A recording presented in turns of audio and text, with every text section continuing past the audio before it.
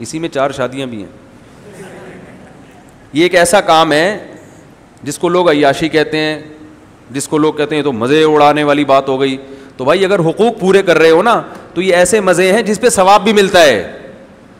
اس میں جو صبر کر رہا ہے نا کہ نہیں, تو اس کو کوئی گناہ تو نہیں مل رہا لیکن ثواب بھی نہیں مل رہا. صحیح ہے نا, کیونکہ اسلام نے ترغیب اس لیے دی ہے 4 شادیوں کی, بشرطے کہ عدل بھی کرے, حقوق بھی ادا کرے. اس لیے کہ اس میں آپ کو بھی اگرچہ زندگی آپ کی بھی اچھی بن جاتی ہے اور آپ کا بھی فائدہ ہے, لیکن سامنے والے کو بھی تو فائدہ ہے نا. 4 عورتوں کی کفالت بھی تو ہو جاتی ہے, ان کی روٹی پانی کا انتظام ہو جاتا ہے, ان کے زنا سے بچنے کا انتظام. اس لیے شریعت نے کہا یہ مزے اگر کوئی اڑانا چاہتا ہے لیکن حقوق پورے کرے تو اڑا لے, ہماری طرف سے نہ صرف پابندی نہیں بلکہ ثواب ملے گا. ہاں محلے والوں کو تکلیف ہو رہی ہے, چمونی آپا کو تکلیف ہو رہی ہے تو ان کو ہونے دو. بعض لوگوں کو ہو رہی ہوتی ہے جن کا نہ کوئی واسطہ, وہ کہتے ہیں پتہ نہیں یہ مولوی نے کتنی شادیاں کیوں کی ہیں, پتہ نہیں ہے اس نے اتنی شادیاں کیوں. تم سے پیسے لے کے تھوڑی کی ہیں اس نے.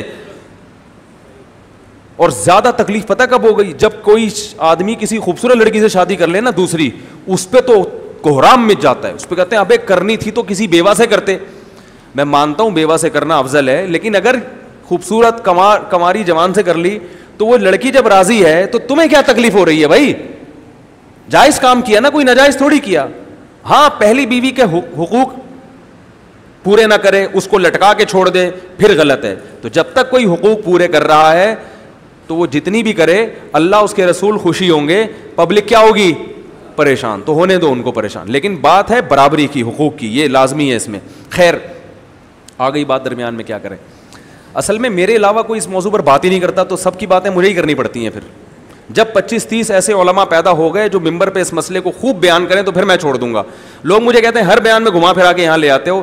میں کہتا ہوں دوسرے حضرات کسی بھی بیان میں گھما پھرا کے بھی نہیں لاتے یہاں پہ بات. کیا خیال ہے؟ جب وہ اتنا ڈھیٹ پنا دکھا رہے ہیں تو ہم بھی تھوڑا سا ڈھیٹ پن, ہمارا بھی تو حق بنتا ہے نا بھائی. آپ کوئی اس ٹاپک پر بولتا ہی نہیں ہے, سب ٹاپک پر بات ہوتی ہے, اس پر ہوتی ہی نہیں ہے. تو اس لیے ہم ہر تھوڑے دن بعد چینل گھما کے یہاں لاتے ہیں تاکہ دوسروں کی طرف سے بھی فرض کفایہ ہم ادا کریں. تو اس لیے مجبوری ہے, ٹھیک ہے. اور آپ اتنے ڈھیٹ کے ہلنے کا نام پھر بھی, مجھے آپ لوگ کو دیکھ کے ایک واقعہ یاد آتا ہے. ایک آدمی گنڈیریاں کھا رہا تھا اور کھا کے پیچھے پھینک رہا تھا, تو دوسرا اٹھا کے چبا رہا تھا. کافی دیر ہو گئی تو اس آدمی نے اس چوسنے والے کو کہا کہ کمبخت, شرم نہیں آتی, کنجوس, میری چوسی ہوئی گنڈیریاں چوس رہا ہے. تو اس نے کہا کہ کنجوس تو ہے, ایک قطرہ بھی رس نہیں چھوڑ رہا اس کے اندر. کہہ رہے میں کھا رہا ہوں ایک قطرہ بھی نہیں آتا, 10 بھی گنڈیری کھا رہا ہوں مگر ایک قطرہ بھی, اصل کنجوس تو ہے. تو میں یہ کہتا ہوں میں اگر اتنا ڈھیٹ ہوں کہ اس ٹاپک کو نہیں چھوڑتا تو آپ بھی تو ڈھیٹ ہیں کہ ٹس سے مس ہونے کے لیے تیار. 10 سال سے یہ ممبر پہ سن رہے ہیں مگر ٹس سے مس ہونے کے لیے تیار نہیں. تو میں ڈھیٹ نہیں ہوں, ڈھیٹ کون ہے؟